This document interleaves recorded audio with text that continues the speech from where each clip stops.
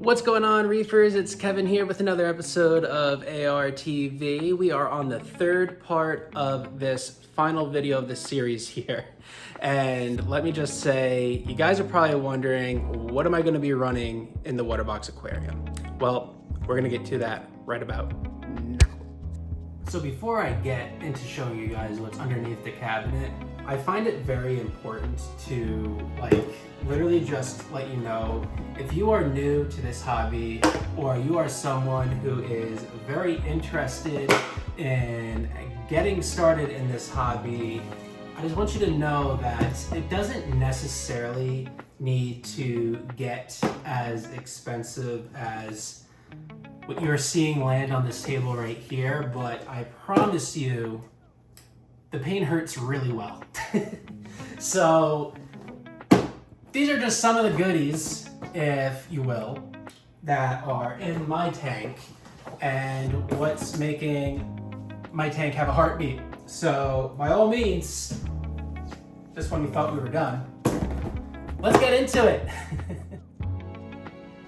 All right, everybody, all jokes aside, this is the setup for my WaterBox Marine X 60.2 system.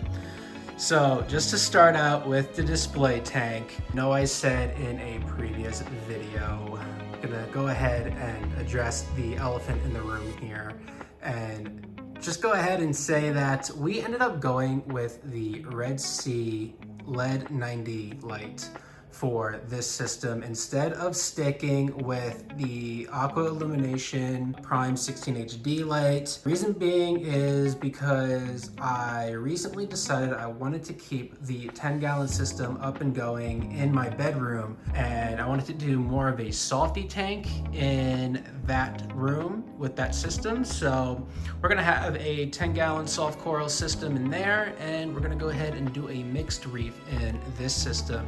So we went ahead and upgraded the light a little bit and went with something that was going to really kind of address the needs of this system.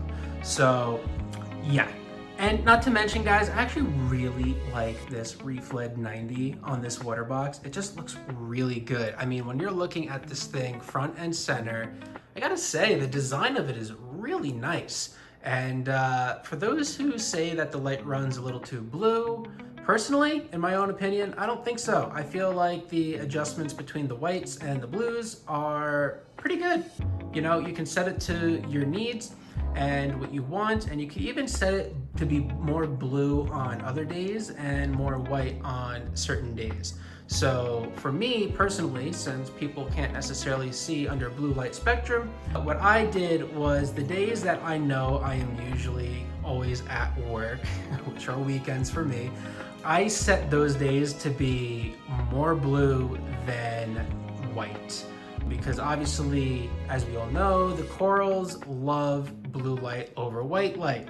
So yeah, I figured I'd went with that, and I really like that Red Sea. It allows you to customize your schedule into what you need for your system. So yeah, that's the ReefLED 90. Really happy about it. It looks really strong, really powerful. To do some PAR readings on it once we get the live rock and the water in this tank. Really excited for water day, guys. We should be having a water day real soon here with getting this tank wet, just waiting on the live rock to actually arrive. Yeah, just really looking forward to it. Really excited. The anticipation is real at this point. But moving forward here, we have the MP10, Ecotech MP10, just sitting pretty here at the moment. Going to be running that on that side. And then we have the Max Spec Jump. This is the 4K model, not the 2K model. Really wanted to emphasize flow on this system because I would love to have myself some aquapores in this system. So yeah, guys, really wanted to emphasize flow and make sure that there was strong flow in this tank. But yes, let's go ahead and move down to what's inside the cabinet and give you guys a little sneak peek. So before we move on into the cabinet here, I do want to real quickly point out the fact that I'm really glad I went with this Inkbird controller for the heater. because one, I originally was gonna go with the one with the Wi-Fi capabilities. However, I didn't feel like it was necessary for me.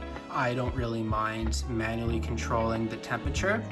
Yeah, I just went ahead and went with this Inkbird controller instead. It has an outlet function for both cooling and heating, so I can always connect a optional chiller or fans to it as well.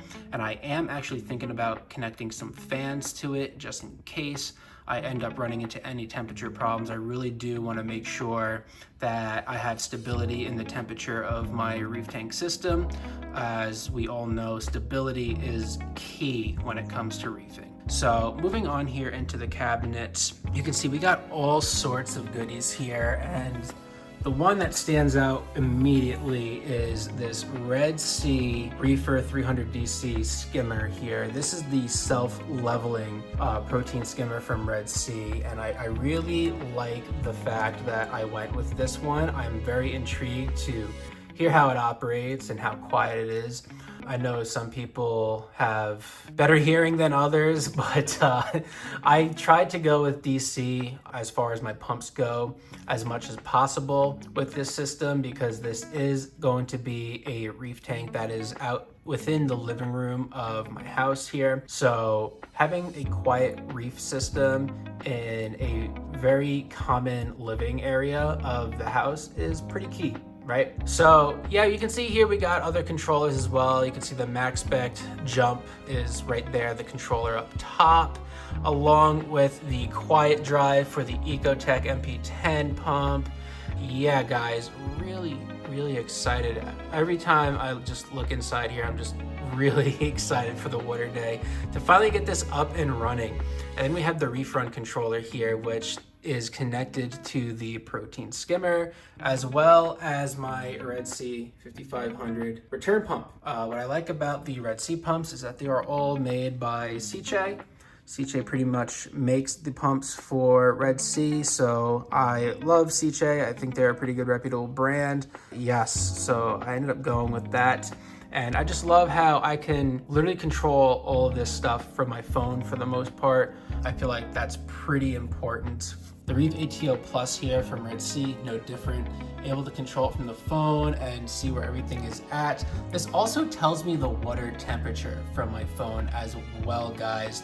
So again, another reason why I decided to not go with the Wi-Fi capabilities on the Inkbird controller over here, because if I can already see the temperature and get notifications about the temperature from the ReefATO Plus, then I did not really see the needs to have to spend an extra 15-20 bucks on a controller, heater controller that had Wi-Fi capabilities. So really happy I went with the controller that I went with.